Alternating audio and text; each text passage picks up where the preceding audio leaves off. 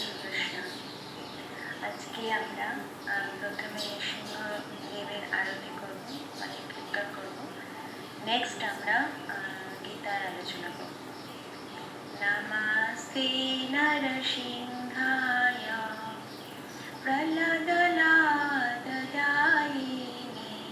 হিরণ্যকশিপুর্বশঃ শিলাটঙ্কালকালয়ে হিতো নৃসিংহ পালতো নৃসিংহ যত যত যামি ততো নৃসিংহ বহির্নৃসিংহ হৃদয়ে নৃসিংহ নৃসিংহমাদি স্মরণং প্রপদে তব করকমলবরে নাখম অদ্ভুতশৃঙ্গম দলিতা হিরণ্যকশিপু তনুভৃঙ্গম কেশবধৃতা নরহরিরূপা জয় জগদীশ হরে জয় জগদীশ হরে জয় জগদীশ হরে জয় নৃসিংহদেব জয় নৃসিংহদেব নৃসিংহদেব জয় নৃসিংহদেব জয় ভক্ত প্রহ্লাদ জয় ভক্ত প্রহ্লাদ প্রহ্লাদ মহারাজ জয় প্রহ্লাদ মহারাজ নিতাই গৌর হরি বল হরি বল হরি বল হরি বল। শ্রীমদ্ ভগবদ গীতা শ্লোক নাম্বার 20 to 25, 7 চ্যাপ্টার। তো আমরা আগে ক্লাসে আমরা আলোচনা করেছিলাম যে যারা ভগবান বললেন যে কামস্তব্য হিতজ্ঞানা প্রপদ্যন্তে অন্য দেবতা, যারা কামনা বাসনা দ্বারা জর্জরিত হয়ে গেছে তারা অন্য দেবী দেবতার পূজা করে, ভগবানের তারা পূজা করতে চায় না। কিন্তু ভগবান আমাদেরকে উপদেশ দিলেন যে তোমার কামনা বাসনা থাকুক, তোমার মুক্তি বাসনা থাকুক, তোমার যে কোনো বাসনা থাকুক, অকাম সর্বকাম মোক্ষ কাম উদাহরতি, যে কোনো বাসনা থাকুক, কিন্তু তুমি আমার পূজা করো। কারণ দেবী দেবতার পূজা করা মানে হচ্ছে সেটা টেম্পোরারি, সেটা ক্ষণিকের জন্য আমার হয়তো কিছু চাহিদা মিটতে পারে, কিন্তু আবার আমাকে প্রবলেমে পড়তে হবে। তো ভগবানের পূজা করার ফল হচ্ছে পার্মানেন্ট, দেবী দেবতার পূজা করার ফল হচ্ছে টেম্পোরারি।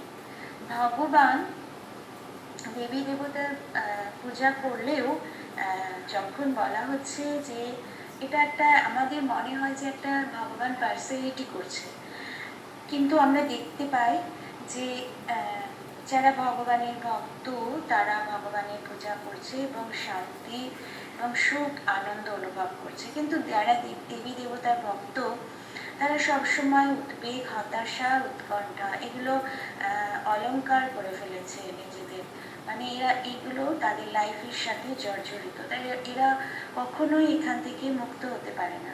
তো এখানে আমাদের একটা ধারণা আসতে পারে যে ভগবান নিজের পূজা যেহেতু করা হয় না সেহেতু পার্সিয়ালিটি করছে, দেবী দেবতার যারা পূজা করছে তাদেরকে এরকম দুঃখ কষ্টে রেখে দিয়েছে। কিন্তু আমরা দেখতে পাই যে যে দেবী দেবতার আমরা পূজা করছি, যতই পূজা করি না কেন সেটা আমাদের জন্ম মৃত্যু জরা ব্যাধি থেকে কখনো আমাদেরকে বার করতে পারবে না। এক তো ভগবানের পূজা করার ফল অনন্ত, ভগবানের পূজা করার ফলে আমরা ইহলোকেও শান্তি পাবো, পরলোকেও শান্তি পাবো। ইহলোকে কিভাবে? যদিও এই জগৎ দুঃখালয় অশাশ্বতম, কিন্তু আমরা ভালো থাকবো, উৎকণ্ঠা থাকবে না, হতাশা থাকবে না, দুঃখ থাকবে না। সেখানে গুরু মহারাজ বলেন আমার যে আনন্দের সীমা নাই, নিরানন্দ দূরে গেল। নিরানন্দ মানে হতাশা, উদ্বেগ, যে আমাদের এনজাইটি, টেনশন যেগুলো আছে সেগুলো দূরে চলে যাবে, দূরে।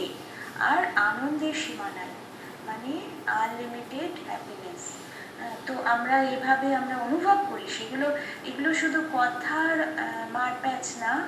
যারাই ভগবানের ভক্তি করছে শুদ্ধভাবে, চার নিয়ম পালন করে, তারাই ভগবানের এই যে আশীর্বাদগুলো, গুণস, এগুলো লাভ করেছে এবং সেগুলো তারা অনুভব করছে যে তারা সুখী আছে, ভালো আছে, আনন্দে আছে, স্বস্তিতে আছে, শান্তিতে আছে। তো এইভাবে তারা অনুভব করছে। এগুলো কোনো মানে কোনো জাঁকজমকপূর্ণ ফেক কথা না, এগুলো সত্য কথা। তো আমরা সেটা একটা এক্সাম্পল দিলেই বোঝা যাবে যে যদি আমরা রসগোল্লার বিবরণ শুনি যে খুব মিষ্ট একটা, খুব সুস্বাদু রসে ডোবা একটা সুন্দর একটা মিষ্টি, তো আমরা শুনলাম তার বর্ণনা, কিন্তু যতক্ষণ না আমি সেটা খাবো, যতক্ষণ আমরা রসগোল্লা কিনে খাবো, ততক্ষণ আমরা সত্যি যে তার বর্ণনাটা সত্যি অসাধারণ ছিল এবং সত্যি সে ঠিক বর্ণনা করেছিল, তো আমরা বুঝতে পারবো যদি যতক্ষণ না খাচ্ছি। তো তেমনি ভগবানের এই যে ভক্তির ফল, আমরা শুনবো অনেক কিছু, কিন্তু যতক্ষণ আমরা সত্যি সত্যি ভগবানের শ্রীচরণে আমরা নিজেকে শরণাগত করব, নিজেকে সমর্পণ করব, ততক্ষণ আমরা ভগবানের এই যে গুণসগুলো আমরা লাভ করতে পারবো না বা অনুভব করতে পারবো না। এই যে আমাদের এত পিসফুল লাইফ, এটা অনুভব করতে পারবো না।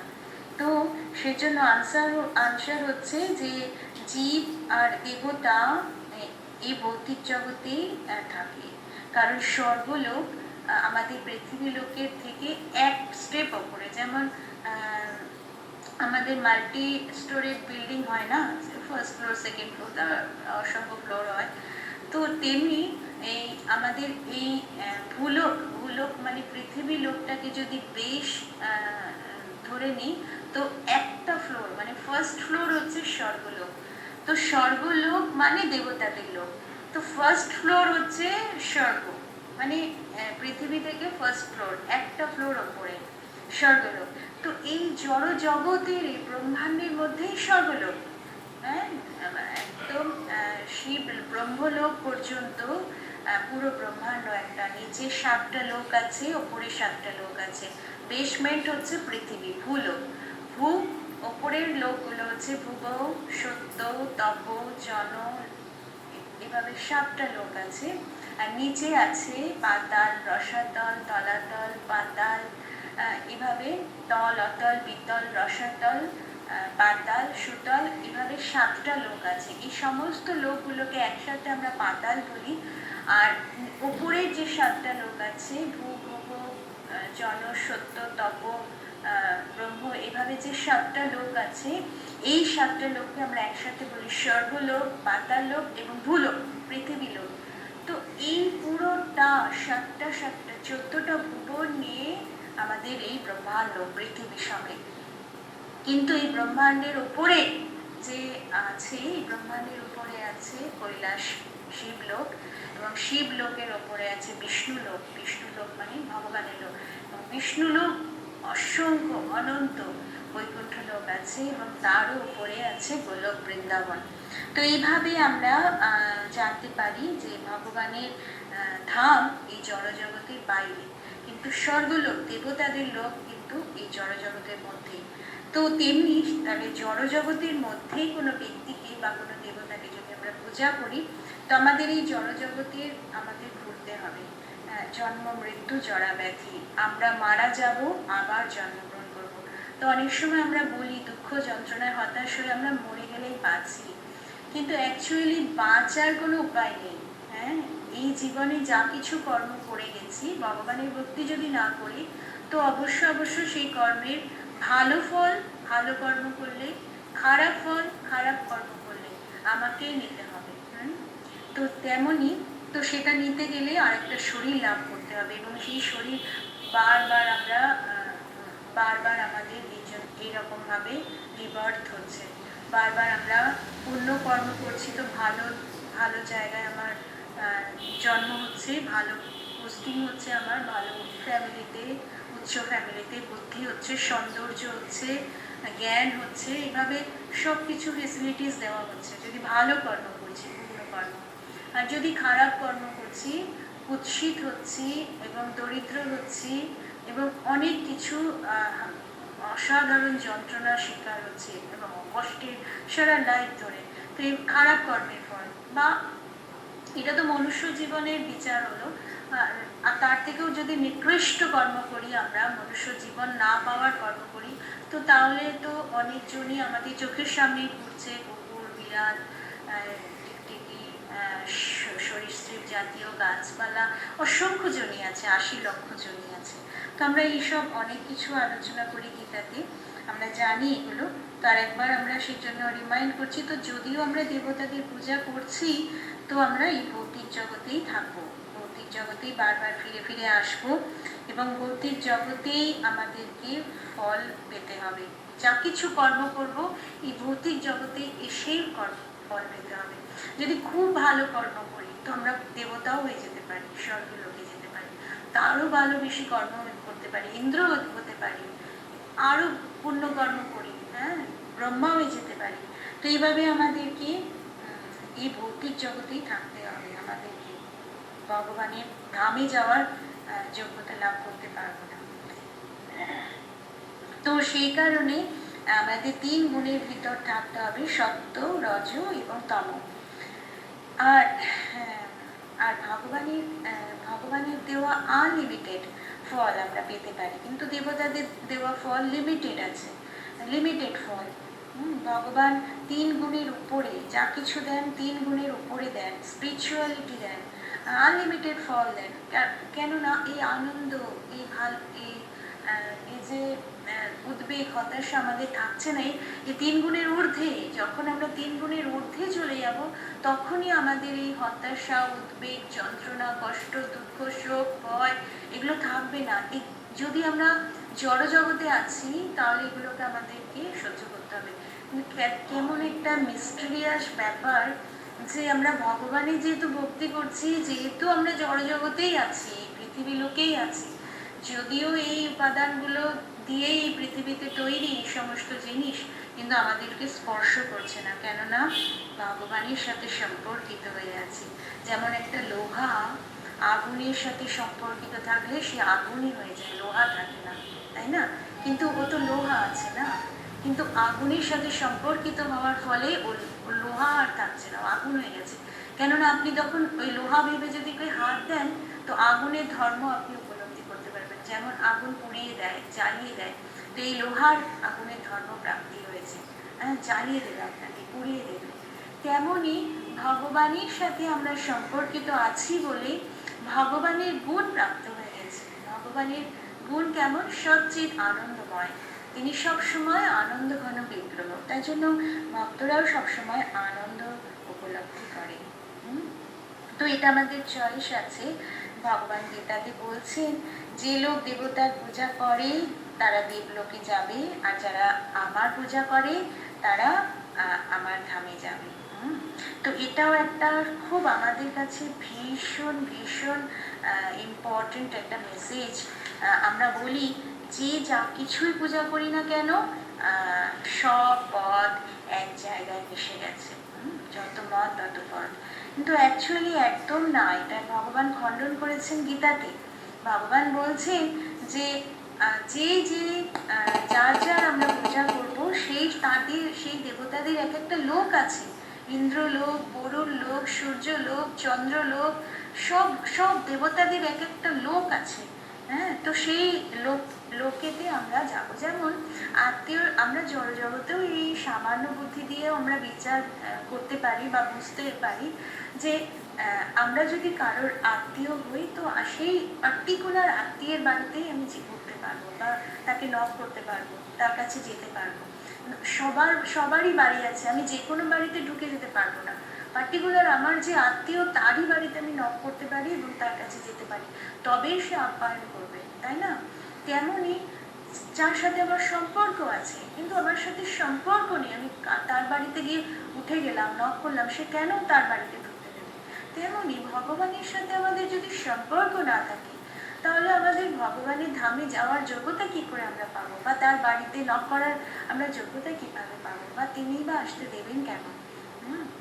তিনি আসতে দেওয়ার জন্য একেবারে উদ্গ্রীব, তিনি তিনি চান যে তার কাছে আসি, কিন্তু আমাদের তার সাথে সম্পর্ক স্থাপন করতে হবে, আদারওয়াইজ আমরাই লজ্জা পাবো ভগবানের কাছে যেতে।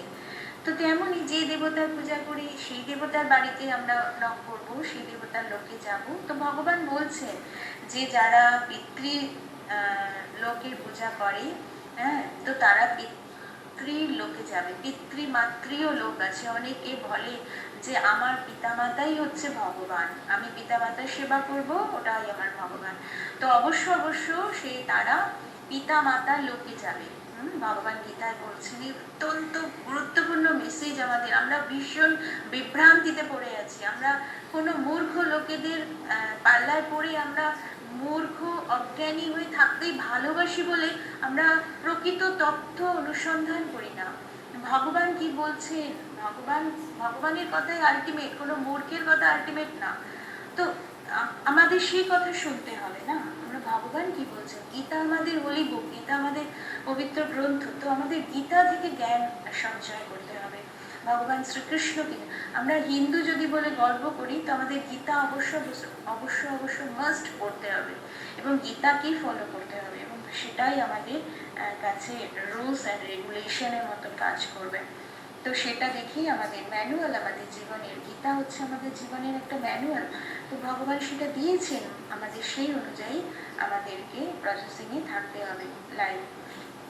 তো আমরা যদি এটা আর একটা এক্সাম্পল দিতে পারি যে আমরা এই যে যতমত ততপদ, মানে যেখানে যার পূজা করো, কুকুরের সেবা করো তুমি ভগবানকে পাবে, বিড়ালের সেবা করো তুমি ভগবানকে পাবে, দরিদ্র নারায়ণের সেবা করো তুমি ভগবানকে পাবে, মানে গরিব দুঃখীদের আরো আদার জল দাও, ফল দাও, ওষুধ দাও, এটা কাপড় দাও, বস্ত্র দাও, এগুলো সেবা করো তুমি ভগবানের সেবা করছো। তো না, তো এখানে বলা হচ্ছে যে অনেক ট্রেনে চলছে, হাওড়া স্টেশনে গেলেন আপনি বা শিয়ালদা স্টেশনে গেলেন, অনেক ট্রেন চলছে। তো যে কোনো ট্রেনে আপনি উঠে পড়তে পারবেন না, আপনার ডেস্টিনেশন আপনার জানতে হবে যে আমি কোথায় যেতে চাই, এবং সেই ডেস্টিনেশন অনুযায়ী আপনাকে টিকিট কাটতে হবে, পয়সা পেড করতে হবে। আর সেই পেড করে আপনি টিকিট কালেক্ট করে তবে নির্দিষ্ট সেই ট্রেন, যে ডেস্টিনেশনের জন্য আপনি টিকিট কালেক্ট করেছেন সেই নির্দিষ্ট ট্রেনে আপনাকে উঠতে হবে, আদারওয়াইজ আপনার ফাইন হবে, আপনার কষ্ট হবে, অযথা ভোগ হবে, অযথা মানে পথের ক্লান্তি আসবে, অযথা মানে ব্যর্থ হবে সব প্রচেষ্টা। তেমনই আমরা যদি ভগবানের কাছে যেতে চাই, সব কিছু করলেই ভগবানের কাছে পৌঁছাতে পারবো না। মানে যে কোনো ট্রেনে উঠলেই আমি যদি বম্বে যেতে চাই, যে কোনো ট্রেনে উঠলেই আমি বম্বে যেতে পারবো না, আমাকে বম্বে যেতে গেলে বম্বে ট্রেনেই উঠতে হবে এবং টিকিট কাটতে হবে। কলকাতা আসতে হলে কলকাতার ট্রেনেই টিকিট কাটতে হবে। এটা রেলওয়ে বোর্ডের পার্সিলিটি না, এটা নিয়ম আছে, এটা আমার চয়েস আছে যে আমি কোথায়, আমার ডেস্টিনেশন কোথায়, আমি যদি পিতৃলোকে সেবা করি, পিতামাতার সেবা করি, তো পিতামাতার জায়গা আছে, ডেস্টিনেশন আছে আমার, তাহলে আমি পিতামাতার লোকে যাব, কারণ পিতামাতাকে ভালোবাসি। তো আমার পিতামাতা যেখানে আছে আমি সেখানে যাব, তো আমি ভগবানের কাছে যেতে পারবো না। যদি আমি কোনো দেবী দেবতার পূজা করি, কালী পূজা করি, তো মায়ের লোক আছে, দেবী লোক আছে, দেবী ধাম আছে, সেখানে আমি পৌঁছে যাব। বা শীতলা পূজা করছি, বা যে কোনো গণেশ পূজা করছি, কার্তিক পূজা করছি, যে কোনো দেবী দেবতা, সূর্যের পূজা করছি, যে কোনো দেবী দেবতা, তাদের আলাদা আলাদা একটা লোক আছে, তো সেই লোকে আমরা পৌঁছে যাব, তো ভগবানের কাছে পৌঁছাবো না। তাই আমরা জীবাত্মা ব্রহ্মা হতে পারি, দেবতা হতে পারি, ইন্দ্র হতে পারি, মানুষ হতে পারি, আবার খারাপ কার্যের ফলে কুকুর বিড়াল জনিতেও চলে যেতে পারি। তো সেটা আমাদের চয়েস, আমাদের কর্মের উপর ডিপেন্ড করবে, সমস্ত কিছু কর্মের খেলা চলছে, যে যেভাবে কর্ম করেছে সেভাবে সব কিছু তার আসছে, অটোমেটিক চলে আসে, তার সিচুয়েশন এমন আসছে তাকে সেখানে ভুগতে হচ্ছে, তার সিচুয়েশন এমন আসছে তাকে সে সেখানে আনন্দ করছে। এভাবে আমাদের কর্মের ফলে আমরা বেঁধে আছি, যেভাবে আমরা কর্ম করছি সেভাবে আমাদের লাইফ এনরোলিং হচ্ছে। তো বলা হচ্ছে গীতাতে যে যো যো জাং জাং তনু ভক্ত শ্রদ্ধার্জিত মিচ্ছতি তস্য তস্য জলম শ্রদ্ধাং তামেব বিদধাম্যহম।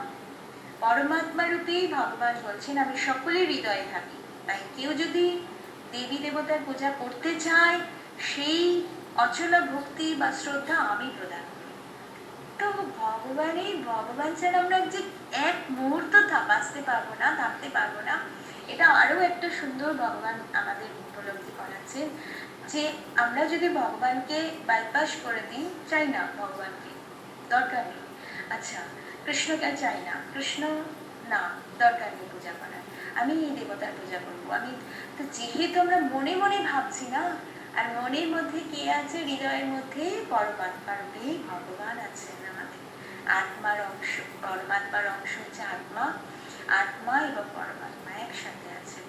যখনই আমাদের এই শরীরে চোখ আছে, নাক আছে, কান আছে, হাত আছে, পা আছে, কিন্তু যদি আত্মা না থাকে সবকিছু থেকেও বেকার আছে।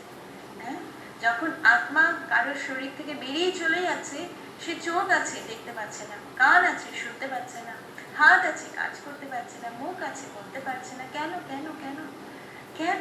কেননা আত্মা তার দেহ থেকে ছেড়ে চলে গেছে। তো আত্মা হচ্ছে আমাদের জীবনের আধার, তেমনি আত্মার আধার হচ্ছে পরমাত্মা, ভগবান, পরমাত্মার অংশ হচ্ছে আত্মা। তাই ভগবান বলছেন যে যা কিছু করা হয়, তার দেবী দেবতার পূজা যদি আমরা করতে চাই তাহলে ভগবানই পারমিশন দেন, এবং ভগবান বলছেন আমি শ্রদ্ধা দিই, সেই দেবতার প্রতি আমি শ্রদ্ধা দিই। শ্রদ্ধা না থাকলে তো পূজা করতে পারবো না। না, যদি আমি সরস্বতী মাতার পূজা করছি, তো আমাকে শ্রদ্ধালু হতে হবে, তার প্রতি বিশ্বাস রাখতে হবে। হ্যাঁ, তিনি আমাকে বিদ্যা দিতে পারবেন, তিনি আমাকে সংকট থেকেই উদ্ধার করতে পারবেন, তিনি আমাকে পরীক্ষায় পাশ করিয়ে দিতে পারবেন, তিনি আমার বুদ্ধি দেবেন, এই বিশ্বাস থাকতে হবে আর শ্রদ্ধা থাকতে হবে, তবে তাকে আমি পূজা করতে পারবো। এই যে শ্রদ্ধা এবং বিশ্বাস, এইটা কে দিচ্ছে? ভগবান বলছেন আমি দিচ্ছি, তবে সেই দেবতার এবং দেবীর পূজা করছেন। তো সেই জন্য শ্রদ্ধা আর বিশ্বাসটা আমাদের ভক্তির মূল মন্ত্র, সেটাও ভগবান দিচ্ছেন। তো এখানে আমরা এটাও বলতে পারি না যে ভগবান নিজেই পূজা করতে চান, শুধু দেবী দেবতার পূজা করাতে চান না, না না না না না না। ভগবান এখানে বলছেন আমি দিচ্ছি শ্রদ্ধা ভক্তি। এই যে শ্রদ্ধা ভক্তি দিয়ে যাকে পূজা করছো, এটা আমি দিচ্ছি। তাই আমরা পৃথিবীতে এই জন্মগ্রহণের আগে আমরা সবাই একসময় ব্রহ্মা ছিলাম, কিন্তু আমাদের অহংকার এসে গেছিল। ব্রহ্মা মানে হওয়া খুব একটা কঠিন কাজ না। শাস্ত্রে লেখা আছে যে 1000 জীবন যদি বর্ণাশ্রম ধর্ম আমরা পালন করি তাহলে ব্রহ্মা হয়ে যেতে পারি। আবার 100 অশ্বমেধ যজ্ঞ যদি ঠিক ঠিক পালন করি তাহলে আমরা ইন্দ্র হয়ে যেতে পারি। হ্যাঁ, তেমনি এটা কোনো সমস্যা না, যদি তপস্যা করতে হবে। 1000 বছর জীবন ধরে বর্ণাশ্রম ধর্ম পালন করতে হবে। বর্ণাশ্রম ধর্ম মানে ব্রাহ্মণ, ক্ষত্রিয়, বৈশ্য, শূদ্র। যদি আমরা শূদ্র ফ্যামিলিতে জন্মগ্রহণ করি তো শূদ্রের জীবনযাপন করতে হবে খুব অনেস্টলি ভাবে। ব্রাহ্মণের যদি পরিবারে জন্মগ্রহণ করি তো ব্রাহ্মণের যা যা গুণ, যা যা কার্য, সেগুলো অনেস্টলি করতে হবে। অনেক সময় অনেকে ব্রাহ্মণ পরিবারে জন্মগ্রহণ করে কিন্তু শূদ্রের মতন আচরণ করে, কোনো ভক্তি করে না, কোনো রকম তপস্যা করে না, কোনো রকম ভগবানকে জানে না, ভগবানকে ভালোবাসে না। তাই চৈতন্য চরিতামৃতে বলা হয়েছে মুচি হয়ে শুচি হয় যদি কৃষ্ণ ভজে, আর শুচি হয়ে মুচি হয় যদি কৃষ্ণ ত্যাজে। যদি মুচি হয়েছে মানে শূদ্র ফ্যামিলিতে জন্মগ্রহণ করেছে কিন্তু কৃষ্ণকে ভজনা করছে, তাহলে সে শুচি মানে ব্রাহ্মণ। হ্যাঁ, কিন্তু শুচি হয়ে মুচি হচ্ছে, যদি শুচি মানে ব্রাহ্মণ হয়ে জন্মগ্রহণ করেছে কিন্তু মুচি হয়ে গেছে, মানে শূদ্রের মতন আচরণ করছে, আমিষ আহার করছে, অবৈধ সঙ্গ করছে, নেশা করছে, মদ, বিড়ি, সিগারেট, চা, পান, গুটখা, তামাক সব কিছু খাচ্ছে, মিথ্যা কথা বলছে, ডিসঅনেস্ট হয়ে তার লাইফ রোলিং করছে, তো যা কিছু হচ্ছে শূদ্রের আচরণ, শূদ্রের এসব কাজকর্ম। তো এগুলো যে করছে, তো এগুলো ব্রাহ্মণত্বের কাজ না। ব্রাহ্মণ তো শুধু শাস্ত্র অধ্যয়ন করবে, শাস্ত্র নিয়ে জ্ঞান চর্চা করবে, শাস্ত্র পড়াশোনা করবে এবং জ্ঞান দেবে সবাইকে, এবং ভগবানের একনিষ্ঠ ভক্ত হবে। এটা ব্রাহ্মণের ধর্ম। তো সেটা যদি না করছে, কৃষ্ণ করছে না, শাস্ত্র অধ্যয়ন করছে না, গীতা অধ্যয়ন করছে না, তাহলে সে শূদ্র। তাই শুচি হয়ে মুচি হয়ে যাচ্ছে। শুচি ব্রাহ্মণ হয়ে জন্মগ্রহণ করেছিলেন ভগবান কর্ম হিসাবে ব্রাহ্মণ পরিবারে, কিন্তু ও শূদ্রের আচরণ করছে। তাই জন্য যদি কৃষ্ণ ত্যাজি, যদি কৃষ্ণকে না বুঝলো, ও শূদ্র। ও ব্রাহ্মণের একটা ছোট একটা সুতো, 5 টাকা দামের সুতো কিনে পৈতা করে পড়লে কি আসে যায়, ওটা কোনো ভ্যালুলেস আছে? অ্যাকচুয়ালি ওর কোনো মর্যাদা ও নিজেও দেয় না, ও কিছু একটা পড়ে আছে সে তার মনেও থাকে না, অ্যাকচুয়ালি ভোগাস, একটা ভোগাস। তো সেই জন্য আমাদের খুব মানে ভালোভাবে বোঝার চেষ্টা করা উচিত। এই শ্লোকগুলো ভীষণ ইম্পর্টেন্ট শ্লোক, আমাদের বোঝার চেষ্টা করা উচিত যে আমরা ব্রহ্মা ছিলাম, আমরা অনেক উন্নত জীব ছিলাম, কিন্তু আমাদের অহংকার এসে গেছিল। তার জন্য আমরা ভাবছিলাম যে আমি সব কিছু নিয়ন্ত্রণ করছি, সব কিছু সৃষ্টি করছি।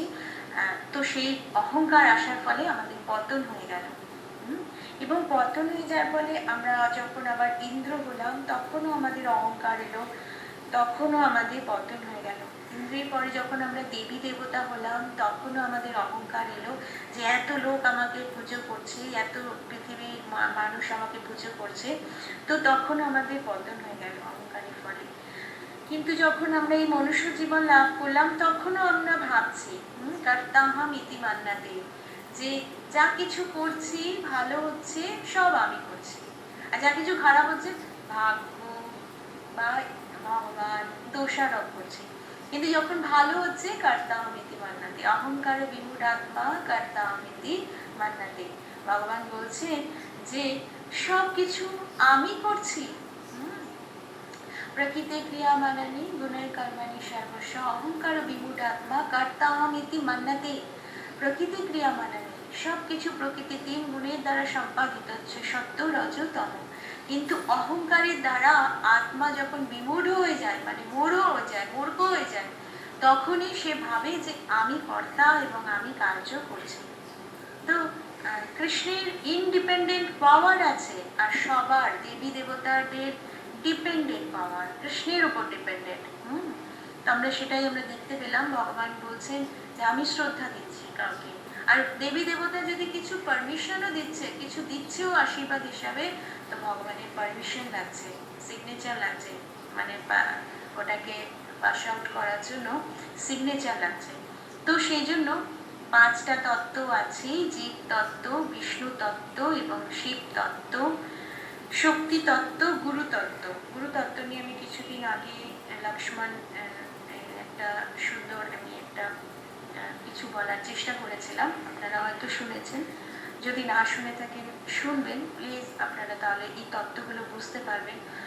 এই যে এত গূঢ় রহস্য ভগবান বলছেন, আপনারা শুধু শুনবেন আর ভুলে যাবেন না, এগুলো হৃদয়ঙ্গম করার চেষ্টা করবেন, উপলব্ধি করার চেষ্টা করবেন ভগবান কি বলছেন এবং বোঝার চেষ্টা করবেন। এই জন্য আমাকে একজন ভক্ত বলছিল, মাতাজি খুব অল্প ক্লাস হচ্ছে, অল্প শ্লোকা হচ্ছে।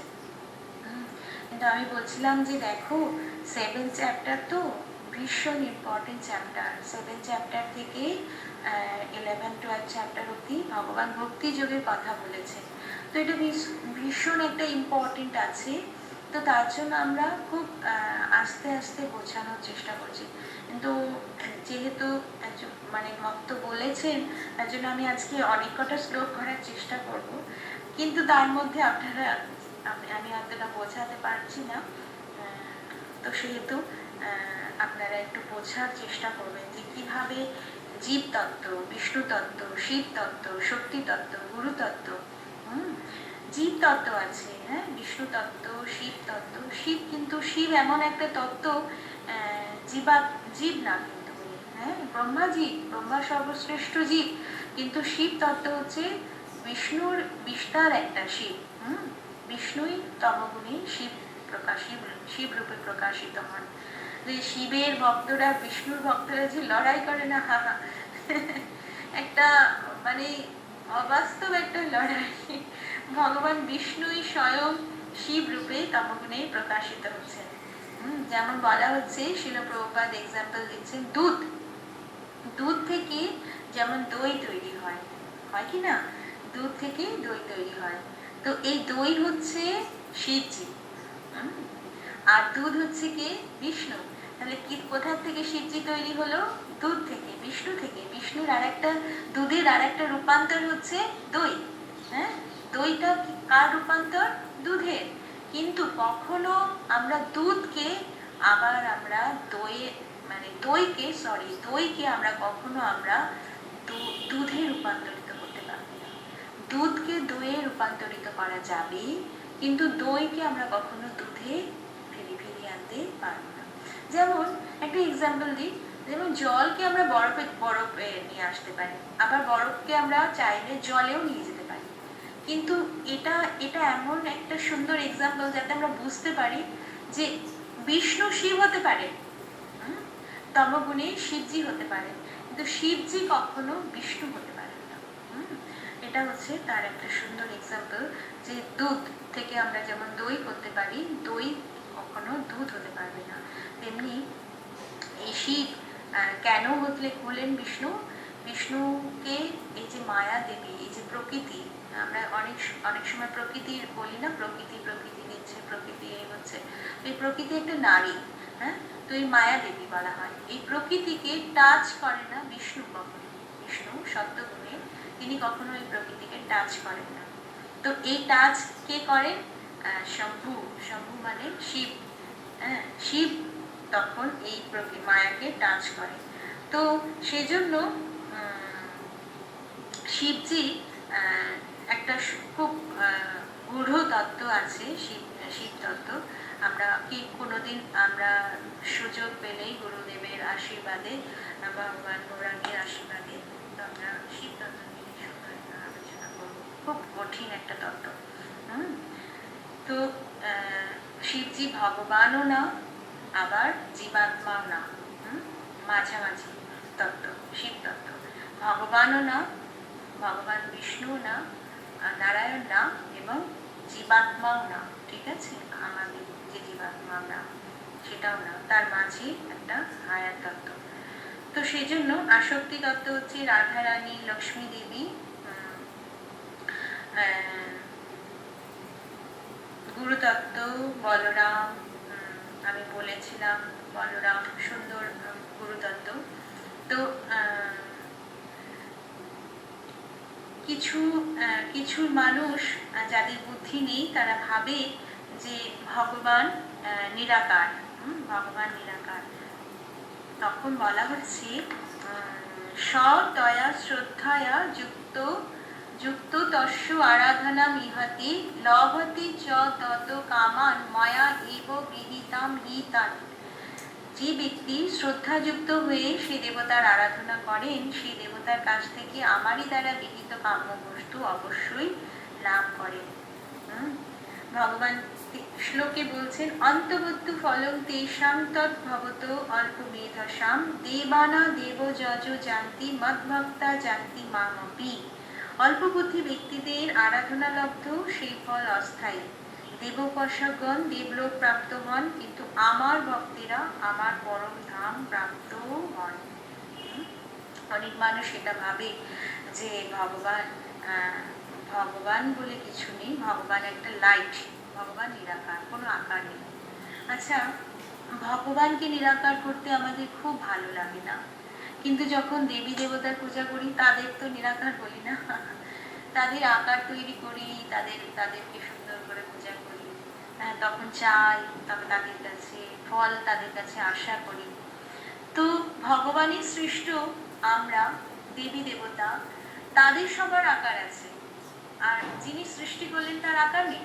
কোন মূর্খের এটা মানে একটা ডিসিশন, একটা যে যিনি সৃষ্টিকর্তা তার আকার নেই, আর যারা তার দ্বারা মানে ক্রিয়েশন, যার দ্বারা তাদের আকার আছে।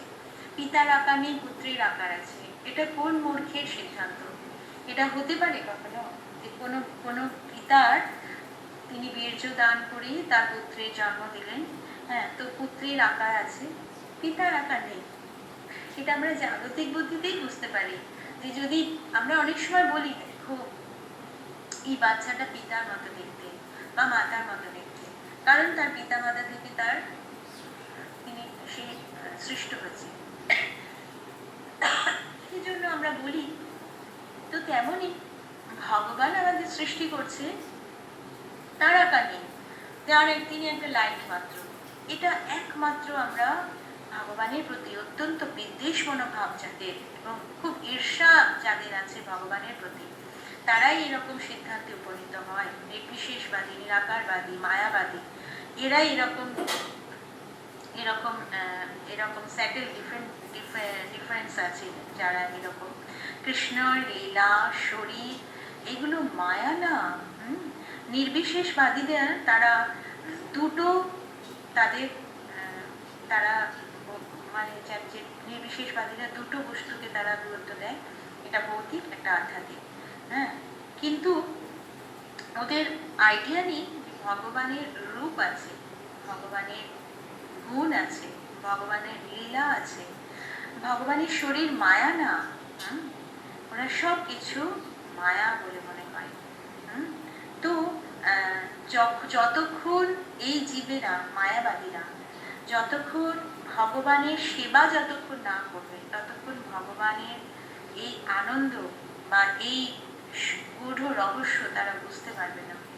সেজন্য তারা কমপ্লিট হবে না কখনো স্পিরিচুয়াল লাইফে। তার জন্য তারা ভাবে যে সব কিছু শুরুতে শূন্য ছিল, আর এখন আমরা মানুষ হয়ে গেছি,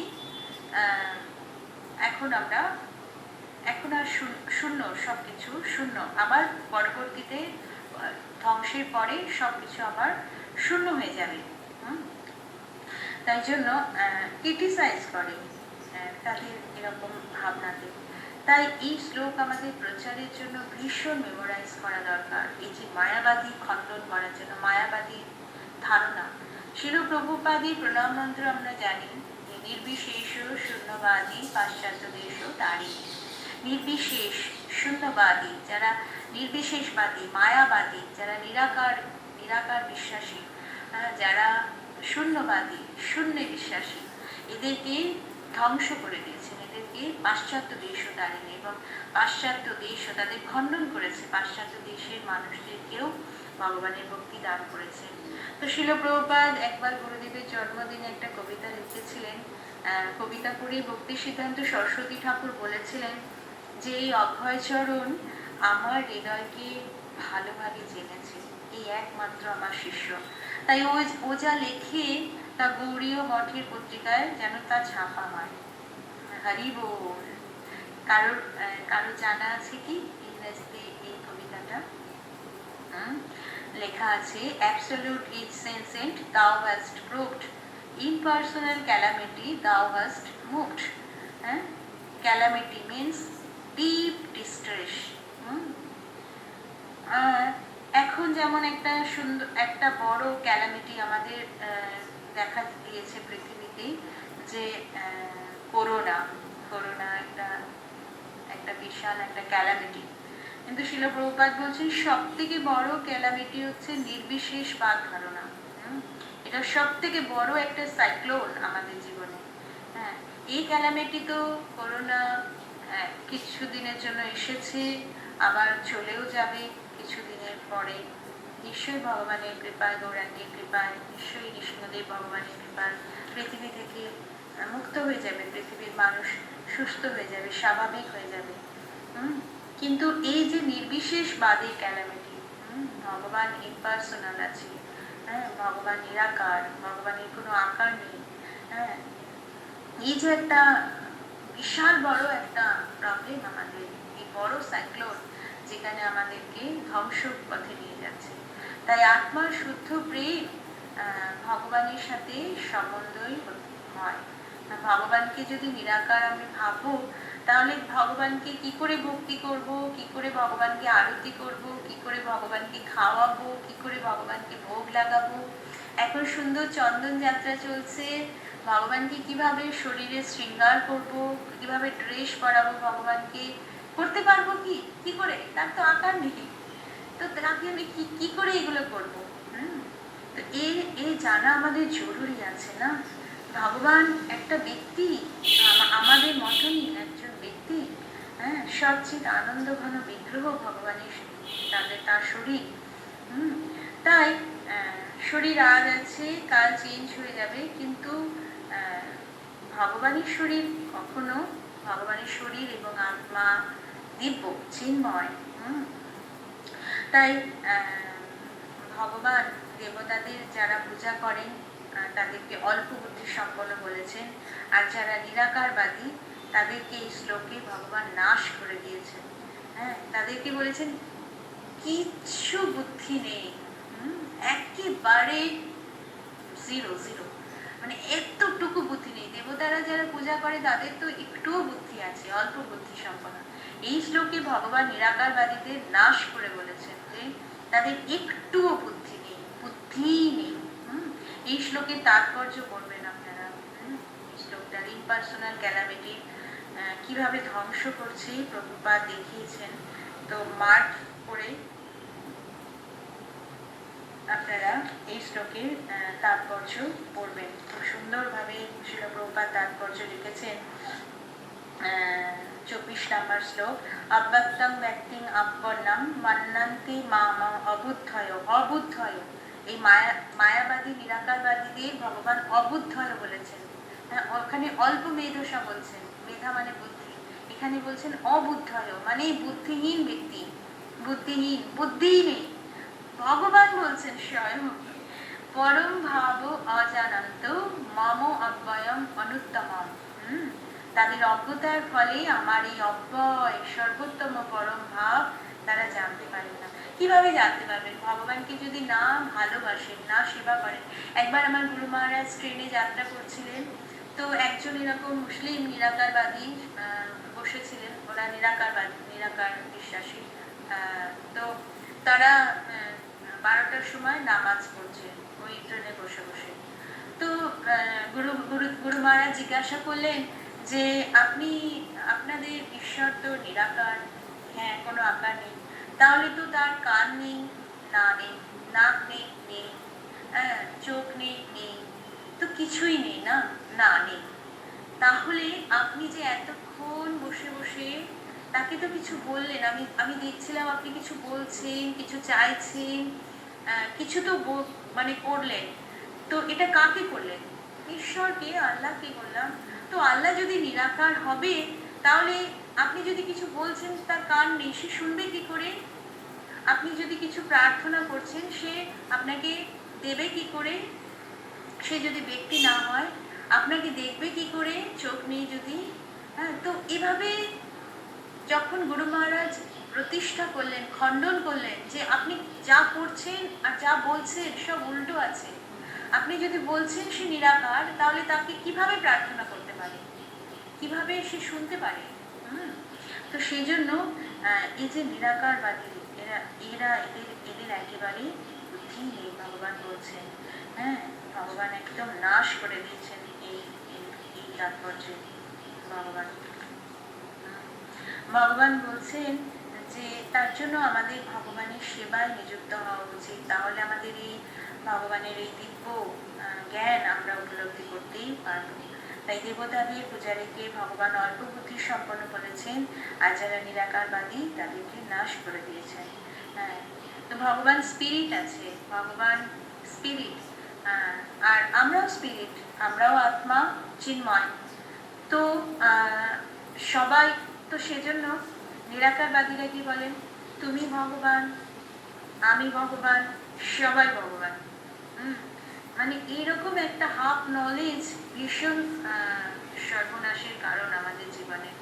তাই আমি ভগবান, তুমি ভগবান, সবাই ভগবান, দরিদ্র নারায়ণ।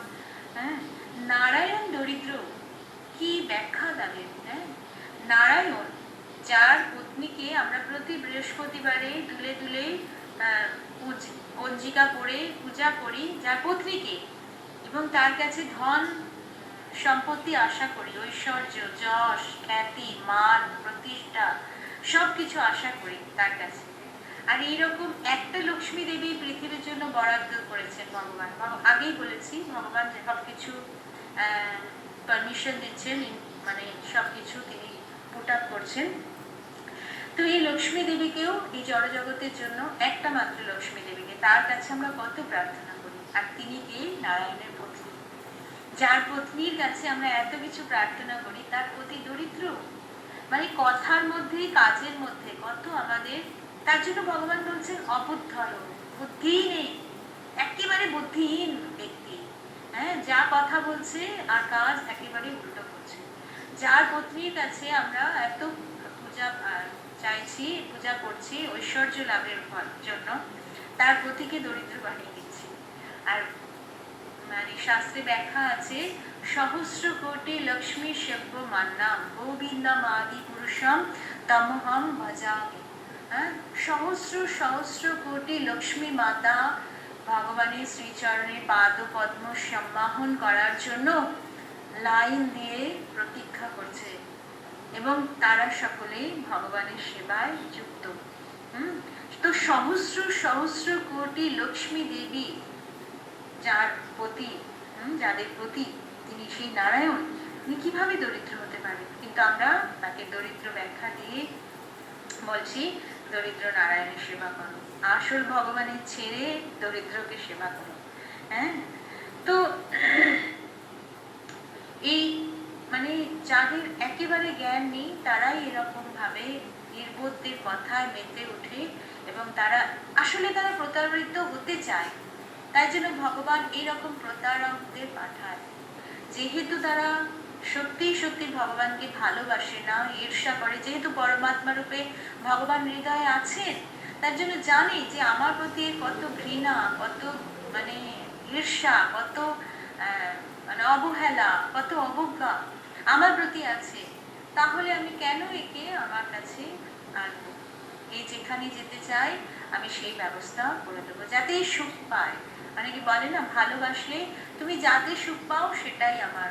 ভগবান আমাদের খুব ভালোবাসে, তাই জন্য আমরা যাতে সুখ পাই, ওকে তুমি এটাই সুখ পাও, ওকে পাবো, ঠিক আছে, তুমি দেখে নাও, তুমি যদি ভালো থাকো খুব ভালো, বেটার, এর থেকে ভালো আর হতে পারে না। কিন্তু তুমি যদি ভালো না থাকো, তুমি আমার কাছে ফিরে আসো, কারণ এগুলো সবকিছু ফেক আছে, দুঃখ কষ্টের কারণ আছে, এবং তুমি পতিত হবে, তোমার আত্মাকে পতন করবে, এবং ধীরে ধীরে ধীরে ধীরে তুমি পতনের দিকে যাবে, তোমার আত্মাকে নিয়ে একদম পুরোপুরি নরকের দিকে। তাই জন্য ভগবান জ্ঞান দিচ্ছেন আমাদেরকে, ভীষণ সর্বনেশে এই যে যুক্তিগুলো, যে আমি ভগবান, তুমি ভগবান, দরিদ্র নারায়ণ, কুকুর বিড়াল ভগবান, সবার সেবা করো, এটাই ভগবানের সেবা। ভীষণ ভীষণ আমাদের জীবনে সর্বনাশ ডেকে আনে। ওকে, সেবা করতে অসুবিধা নেই, কুকুরের সেবা করো, বিড়ালের সেবা করো, দরিদ্রের সেবা করো, তো নারায়ণ কেন বলছে?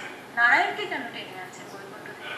আর সেবা করলে অসুবিধা নেই, সেবা করো, সেবাই আমাদের প্রকৃত ধর্ম। আমাদের অস্তিত্ব হচ্ছে সেবা, আমাদের স্বরূপ হচ্ছে সেবা। জীব কৃষ্ণের নিত্য দাস। হ্যাঁ, ভগবানের যেহেতু আমরা দাস, তাই দাসত্বই আমাদের প্রবৃত্তি। তাই আমরা চারুপ দাসত্ব আমরা বেছে নিই। কেউ পরিবারের দাসত্ব বেছে নেয়, কেউ স্বামীর দাসত্ব বেছে নেয়, কেউ মানে আত্মীয় স্বজনের দাসত্ব বেছে নেয়, কেউ এগুলো না পায় কুকুরের দাসত্ব বেছে নেয়, কেউ বিড়ালের দাসত্ব বেছে নেয়। এভাবে কারণ না, সমাজের, দেশের যে কোনো না যে কোনো কারো দাসত্ব করে, যেহেতু আমরা প্রকৃতিগতভাবে দাস। কার দাস? ভগবানের।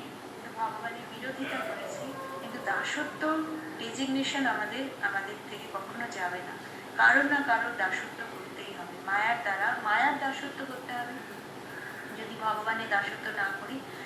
তাই আমাদের এই যে তত্ত্ব, আমাদের সেবা অসুবিধা নেই, সেবা করতে পারি, এমন না যে আমরা সেবা করার থেকে বিরত করা হচ্ছে। সেবা করা আমাদের ধর্ম, সেবা। যেহেতু ভগবানের দাসত্ব করছি না, অবভিয়াসলি আমাদের এদেরকে দাসত্ব করতেই হবে, না চাইলেও দাসত্ব করতে হবে। হ্যাঁ, কুকুর বিড়ালের সেবা না চাইলেও করতে হবে, যেহেতু আমি ভগবানের সেবা করছি না। আত্মীয় স্বজনের সেবা না চাইলেও ফোর্সফুলি করতে হবে, যেহেতু আমি ভগবানের সেবা করছি না। তো যেহেতু আমরা ভগবানের, যখন আমরা সত্যি যার দাস, তার কাছে আমরা নিজেকে শরণাগত করব এবং তার কাছে নিজেকে সমর্পিত করব, তখন আমরা প্রকৃত দাসত্বে রূপান্তরিত হব। তাই কৃষ্ণের ভজনা করা উচিত। যারা যারা মহাত্মা আছে তারা ভগবানকে জানে, ভগবানকে বোঝে এবং ভগবানের কথা মেনে তাদের জীবনকে পরিচালিত করে। তো সব থেকে বড় ক্যালামিটি এটাই যে আমরা বিভ্রান্ত হয়ে গেছি। আমরা অন্য মূর্খদের, প্রতারকদের কথায় আমরা তাদের জালে ফেসে গেছি, এবং বিভ্রান্ত হয়ে গেছি। আমরা বুঝতে পারছি না যে আমাদের জীবন কতটা দুঃখ কষ্টময়, যন্ত্রণাময় হয়ে উঠছে এবং ধীরে ধীরে ধীরে ধীরে ধীরে ধীরে আমরা কেমন ভাবে নরকের দিকেই চলে যাচ্ছে, আমার পতন হচ্ছে। তো সেই জন্য আমাদের এটা বড় একটা ক্যালামিটি। ভারতবর্ষে প্রভুপাদ অনেক প্রচার করার চেষ্টা করেছিলেন, কিন্তু কেন সফল হননি? শুধু এই মাত্র এই মায়াবাদী, নির্বিশেষবাদী, শূন্যবাদী, এত মানে হাফ নলেজ যুক্ত মানুষের ভর্তি পুরোপুরি। যখন আমেরিকায় গেছেন, ইনোসেন্ট ছিল তারা, তারা জানতো না কিছু, তাদেরকে বোঝানো সহজ হয়েছে। তারা না ইম্পার্সোনাল ছিল, না শূন্যবাদী ছিলেন, তারা কিছু ভগবান সম্পর্কে কোনো আইডিয়াই নেই। তাই তাদেরকে বোঝাতে সহজ হয়েছে, গীতা বোঝাতে। তারা নিজের মুখে সবকিছু, ভগবান যখন গীতাতে বলছেন নিজের মুখে বলছেন, অর্জুনের সাথে সব কথা করছেন, জ্ঞান দিচ্ছেন ভগবান। তাহলে গীতাতে ভগবান নিজের মুখ দিয়ে গীতা উচ্চারণ করছেন। তো কিভাবে এই মূর্খ মানে অবুদ্ধয় ব্যক্তিরা কিভাবে বলেন যে ভগবান নিরাকার বা ভগবানের কোনো আকার নেই? ভগবান একজন ব্যক্তি, না হলে সে কিভাবে গীতা উচ্চারণ করতে পারবে? ভগবান অর্জুনকে জ্ঞান দিচ্ছেন গীতার মাধ্যমে। আমাদের হোলি বুক গীতা। তার জন্য ওরা অনেক অনেক ব্যাখ্যা দেয়। ভগবান এরকম এসেছিল, তারপরে জন্ম নিয়েছে, তারপরে মায়া আক্রান্ত হয়ে গেছে, মায়া হয়ে গেছে, এই মানে বিভ্রান্তিকর তাদের সমস্ত মানে যা কিছু বর্ণনা যখন শুনবে, আমরা যদি শুনি, তা চৈতন্য মহাপ্রভু আমাদের বলে গেছেন যে মায়াবাদী ভাষ্য শুনিলে হয় সর্বনাশ। যদি আমরা একবার মায়াবাদীদের ফাঁদে পড়ে যাই, নির্বিশেষবাদীদের ফাঁদে পড়ে যাই, তো আমরা কখনো এই চক্রান্ত থেকে নিজেকে বার করতে পারবো না, কখনো এই কষ্ট থেকে নিজেকে উদ্ধার করতে পারবো না। জীবনে আমরা প্রকৃত শান্তি পাবো না, সুখ পাবো না, যেহেতু আমরা বিভ্রান্তে ফেসে থাকবো। তাই আমাদের কোনো ডেস্টিনেশন থাকবে না, আমাদের কোনো কনক্লুশন থাকবে না, আমাদের কোনো আন্ডারস্ট্যান্ডিং থাকবে না, এবং ভগবানের সম্পর্কে আমাদের কোনো সঠিক ধারণা থাকবে না। মানে সবটাই বিভ্রান্তিমূলক। আর নিজে বিভ্রান্তে থাকবো, অন্যকেও বিভ্রান্তে ফেলবো কথা বলে। তাই জন্য আমাদের শরীর এবং আত্মার ডিফারেন্স আছে, কিন্তু ভগবানের শরীর আত্মার কোনো ডিফারেন্স নেই। ভগবান শরীর মানে চলাফেরা করে, খায়, কথা বলে, চোখের সামনে থাকে, তাও আমরা ভগবানকে নিরাকার করি। ভগবানের কৃপা ছাড়া আমরা কিছুই জানতে পারি না। তাই জন্য যতই আমরা জ্ঞানী হই না কেন, যতক্ষণ আমরা ভগবানের সেবা না করব, ততক্ষণ আমরা ভগবানের এই দিব্য জ্ঞান আমরা বুঝতে পারবো না। শিল প্রভুপাদ বলতেন যে হ্যাঁ হ্যাঁ সব এক, সব মায়াবাদীরা বলে না, নির্বিশেষবাদীরা সব এক, সবাই ভগবান। তো হ্যাঁ সব এক, অন্ধকারে এক আছে না।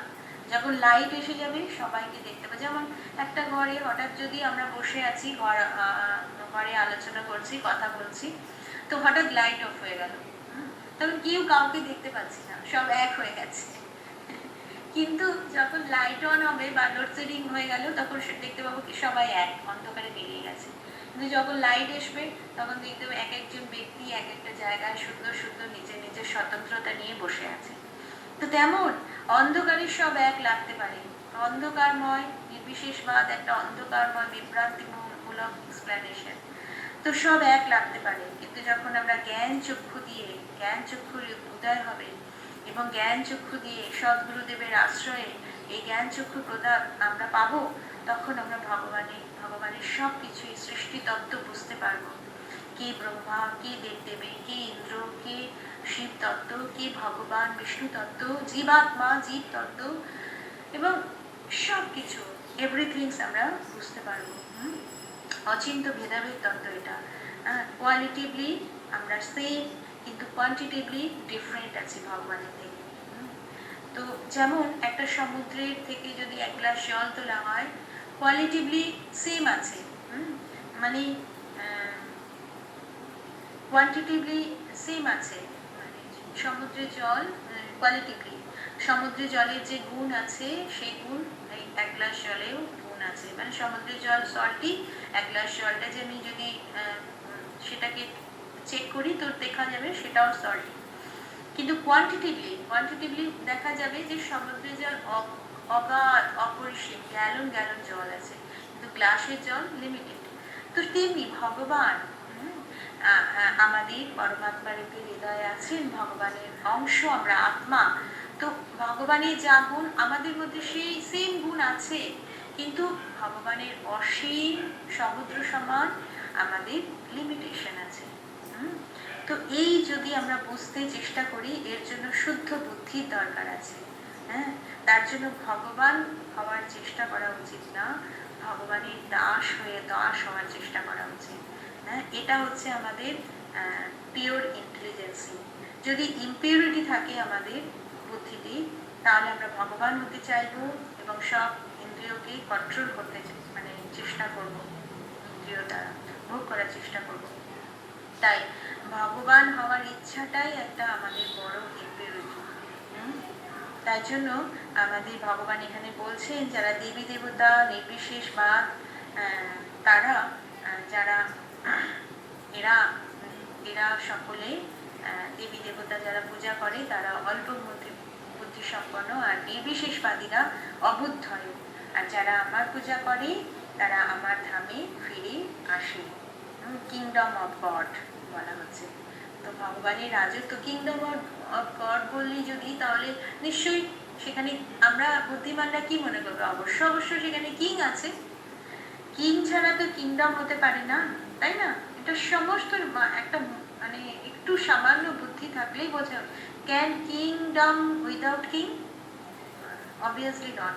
তো সেই জন্য আমরা কখনো এরকম ভাবতে পারি না ভগবানের রাজত্ব আছে, ভগবানের সৃষ্টি আছে, কিন্তু স্রষ্টা নেই, শূন্য, স্রষ্টা নিরাকার।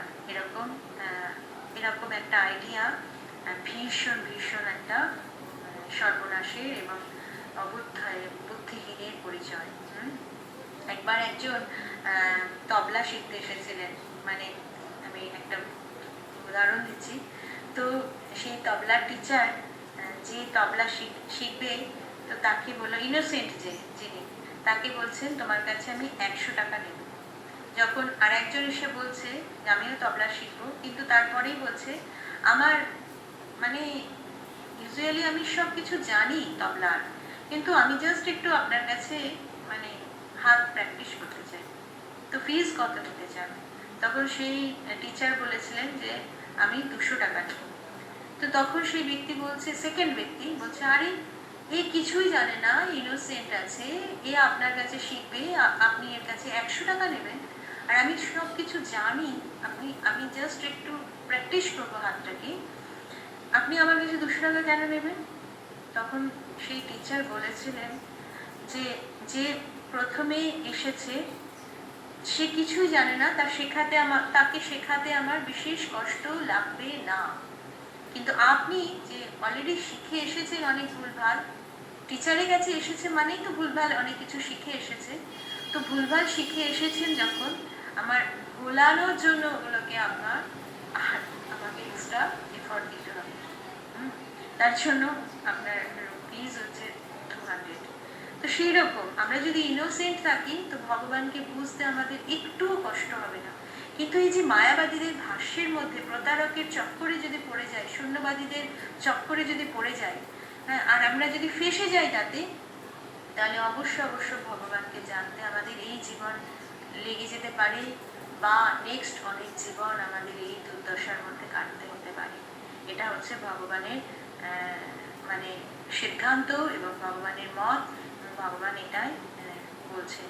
তারপর যে আপনারা সুন্দর করে পড়বেন, তাতে আমরা ভালো করে আরো বুঝতেই পারবো। হরে কৃষ্ণ কৃষ্ণ কৃষ্ণ হরে হরে, হরে রাম রাম রাম হরে হরে। जय श्रीला प्रभुपाद की जय, पतित पावन गुरुदेव की जय, नृसिंह चतुर्दशी महा उत्सव की, निताई गौर सीतानाथ प्रेमानंदे हरि